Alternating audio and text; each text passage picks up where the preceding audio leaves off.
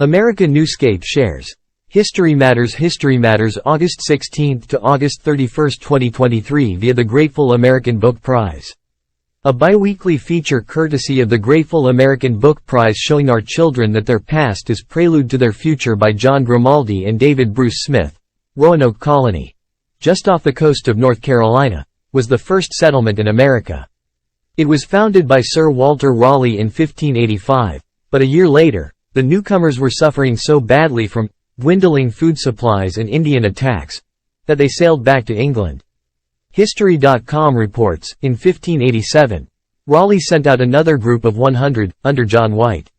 He sailed to England to procure more supplies, but the war with Spain delayed his return. By the time he finally reappeared, in August 1590, everyone had vanished. Even today, nobody knows why. The Grateful American Book Prize recommends Roanoke, Solving the Mystery of the Lost Colony by Lee Miller. The Civil Rights Act of 1964 was one of the most important pieces of legislation in American history, but it did not single-handedly put a stop to discrimination in public education, according to History.com. Aside from the famous, massive resistance campaign against desegregation in the South, schools continued to fail racial minorities and students for whom English was not their first language. Because of that gap, the Equal Educational Opportunities Act, EOA, was consummated on August 21, 1974. It categorically barred states from discriminating against students because of gender, race, color, or nationality, and it obliged public schools to provide for students who did not speak English. The Grateful American Book Prize recommends We Are Not Yet Equal, Understanding Our Racial Divide by Carol Anderson and Tanya Bolden. As a lawyer for the little man, as History.com puts it, Thurgood Marshall was an extraordinary attorney.